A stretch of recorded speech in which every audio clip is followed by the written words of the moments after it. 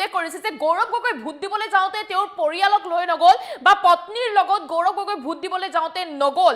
মই মোৰ পৰিয়ালৰ লগত ভোট দিবলৈ গৈছো। ৰাজ্যৰ মুখ্যমন্ত্ৰী ডক্টৰ হিমন্ত বিশ্ব শৰ্মাই এই কথা উল্লেখ কৰিছে যে যিগৰাকী নিজৰ পৰিয়ালকে ভাৰতীয় কৰিব নোৱাৰিলে তেওঁ অসমৰ কি কৰিব বা অসমৰ কি কাম কৰিব য'ত নেকি নিজৰ পৰিয়ালে ভাৰতীয় নহ'ল। ৰাজ্যৰ মুখ্যমন্ত্ৰী ডক্টৰ হিমন্ত বিশ্ব শৰ্মাই কিবা এটা ডাঙৰ মন্তব্য কৰিছে। এই মুহূৰ্তত লৈ অহাৰ চেষ্টা কৰিছো। ভোট দিবলৈ গৌৰৱ গগৈ নিজৰ পত্নীক নিনিল, কিয় নিনিল? মুখ্যমন্ত্ৰী ডক্টৰ হিমন্ত বিশ্ব শৰ্মাই কৈছে যে গৌৰৱ গগৈ নিজৰ পত্নীকো ভোট দিবলৈ লৈ যাব পৰা নাই। মই মোৰ পৰিয়ালক লগত লৈ ভোট দিবলৈ গৈছো। ৰাজ্যৰ মুখ্যমন্ত্ৰী ডক্টৰ হিমন্ত বিশ্ব শৰ্মাই এই কথা উল্লেখ কৰিছে যিয়ে নিজৰ পৰিয়ালকে ভাৰতীয় কৰিব পৰা নাই তেওঁ অসমৰ কি কৰিব বা তেওঁ কি কৰিব অসমৰ কাৰণে, যাৰ পৰিয়াল অসমীয়া নহয় তেওঁ কিদৰে অসম চলাব। ৰাজ্যৰ মুখ্যমন্ত্ৰী ডক্টৰ হিমন্ত বিশ্ব শৰ্মাই এই কথা উল্লেখ কৰিছে তৰুণ গগৈ গৌৰৱী অসমীয়া, কিন্তু গৌৰৱ গগৈ গৌৰৱী অসমীয়া নহয়। মুখ্যমন্ত্ৰী ডক্টৰ হিমন্ত বিশ্ব শৰ্মাই এই কথা উল্লেখ কৰিছে। এই মন্তব্য মুখ্যমন্ত্ৰী ডক্টৰ হিমন্ত বিশ্ব শৰ্মাই যে গৌৰৱ গগৈ ভোট দিবলৈ যাওঁতে তেওঁ পৰিয়ালক লগত কিয় নিনিলে বা তেওঁ পত্নীৰ লগত কিয় ভোট দিবলৈ নগ'ল। মই ভোট দিবলৈ গৈছোঁ, মোৰ পৰিয়ালৰ লগত গৈছোঁ, মোৰ পত্নী গৈছে, পুত্ৰ গৈছে, কন্যা গৈছে, গতিকে মই মোৰ পৰিয়ালৰ লগত ভোট দিবলৈ গৈছোঁ, কিন্তু গৌৰৱ গগৈ পত্নীক কিয় দেখা পোৱা নগ'ল, গৌৰৱ গগৈ পত্নীৰ লগত কিয় নগ'ল, গৌৰৱ গগৈৰ লগত পত্নী কিয় ভোট দিবলৈ নগ'ল। ৰাজ্যৰ মুখ্যমন্ত্ৰী ডক্টৰ হিমন্ত বিশ্ব শৰ্মাই এই কথা উল্লেখ কৰিছে যে তেওঁ যদি নিজৰ পৰিয়ালকে ভাৰতীয় কৰিব নোৱাৰিলে কেনেদৰে অসম চলাব। যিগৰাকী ব্যক্তিয়ে নিজৰ পৰিয়ালক ভাৰতীয় কৰিব নোৱাৰিলে সেইগৰাকী ব্যক্তিয়ে অসম কিদৰে চলাব। ৰাজ্যৰ মুখ্যমন্ত্ৰী ডক্টৰ হিমন্ত বিশ্ব শৰ্মাই এই প্ৰশ্ন কৰিছে যে যাৰ পৰিয়াল অসমীয়া নহয় তেওঁ অসম কিদৰে চলাব। যিয়ে নিজৰ পৰিয়ালকে ভাৰতীয় কৰিব পৰা নাই তেওঁ কি কৰিব অসমৰ কাৰণে। নিজৰ যদি পৰিয়ালকে ভাৰতীয় কৰিব নোৱাৰিলে তেন্তে অসমলৈ বা অসমৰ কাৰণে তেখেতে কি কৰিব।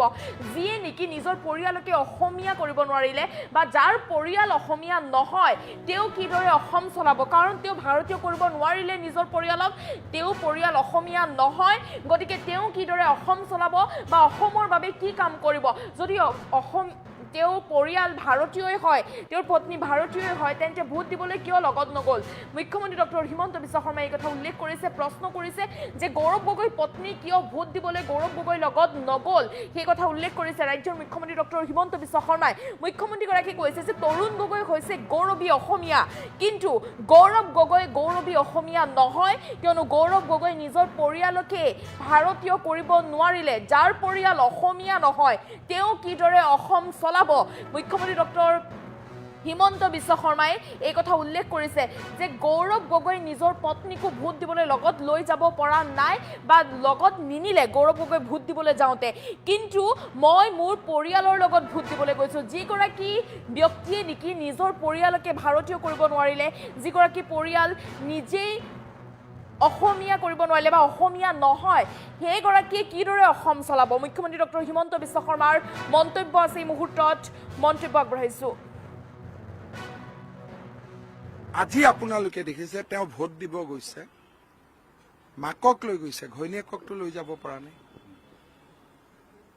মই ভোট দিব গৈছো, মোৰ পৰিবাৰক লগত লৈ গৈছো। গৌৰৱ গগৈয়ে ভোট দিব গৈছে মাকক লৈ, পৰিবাৰকটো লৈ যাব পৰা নাই। তাৰমানে মোৰ এলিগেশ্যনটো প্ৰুফ যে গৌৰৱ গগৈ আজিলৈকে নিজৰ পৰিয়ালক ভাৰতীয় কৰিব নোৱাৰিলে। সেই মানুহজনে আমাক কেনেকে সেৱা কৰিব আজিওতো নিজেই প্ৰমাণ দিয়ে না। বয়োজ্যেষ্ঠ সন্মানীয় মাতৃগৰাকীক লগত লৈ গৈছে, লগত পৰিবাৰকো লৈ গলে কিমান ধুনীয়া লাগিলহেঁতেন। আজিতো লৈ যাব নোৱাৰিলে। গোটেই কেম্পেইনটোত ল'ৰা ছোৱালী দুগৰাকী বা পৰিবাৰক কোনেওতো দেখা নাপালে। যিজন মানুহৰ ল'ৰা ছোৱালী পৰিবাৰ অসমীয়া নহয় তেওঁ আমি অসমীয়াবিলাকক তেওঁ আমাক কেনেকে সমালোচনা কৰিব। তেওঁতো গৌৰৱী অসমীয়া নহয়, আমিতো গৌৰৱী অসমীয়া। তেওঁৰ দেউতাক গৌৰৱী অসমীয়া হ'ব পাৰে, তেওঁতো গৌৰৱী অসমীয়া নহয়। যিজন ল'ৰা ছোৱালী অসমীয়া নহয় তেওঁতো গৌৰৱী অসমীয়া নহয়, আমি গৌৰৱী অসমীয়া। তেওঁৰ বাপেক গৌৰৱী অসমীয়া, তেওঁতো নহয়। মইতো ভাবিবই নোৱাৰো যে কোনোবা ৰাজনীতি কৰা মানুহৰ ল'ৰা ছোৱালী, বিশেষকৈ ইমান ডাঙৰ এটা পৰম্পৰা, আহোম পৰম্পৰা, ল'ৰা ছোৱালী খ্ৰীষ্টিয়ান হ'ব, পৰিবাৰ খ্ৰীষ্টিয়ান হ'ব, ভাৰতীয় নহ'ব, অসমীয়া নহ'ব, এইবিলাকতো আমি কল্পনাই কৰিব নোৱাৰো। আৰু ফ্ৰাষ্ট্ৰেশ্যনত গৈ এটা পৱন খেৰাক বন্ধু পাতি লৈছে, কাগজ বনাইছে, ডুপ্লিকেট কৰিছে। আজি আপোনালোকে দেখিছে তেওঁ ভোট দিব গৈছে, মাকক লৈ গৈছে, ঘৈণীয়েককটো লৈ যাব পৰা নাই। মই ভোট দিব গৈছো, মোৰ পৰিবাৰক লগত লৈ গৈছো।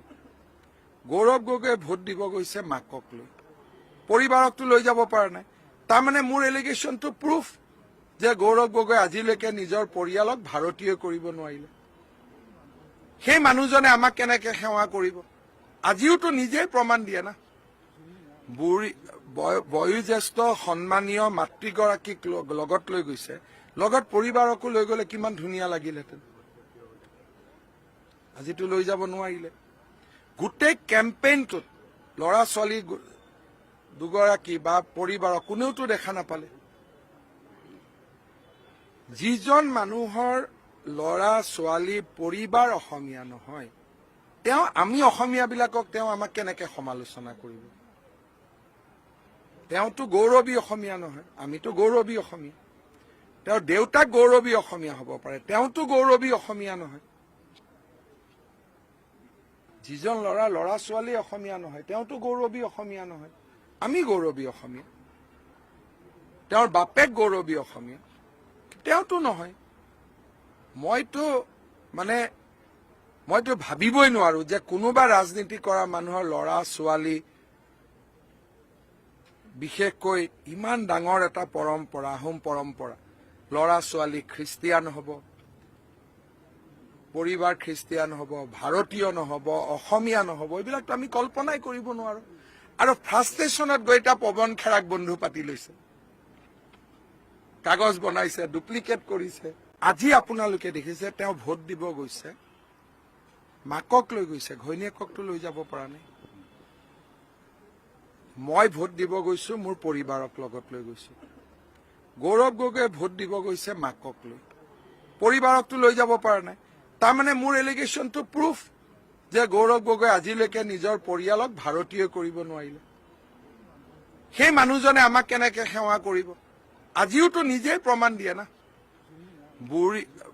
বয়োজ্যেষ্ঠ সন্মানীয় মাতৃগৰাকীক লগত লৈ গৈছে, লগত পৰিবাৰকো লৈ গলে কিমান ধুনীয়া লাগিলহেঁতেন।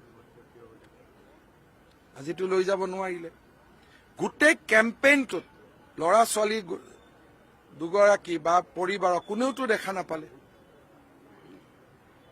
যিজন মানুহৰ ল'ৰা ছোৱালী পৰিবাৰ অসমীয়া নহয়, তেওঁ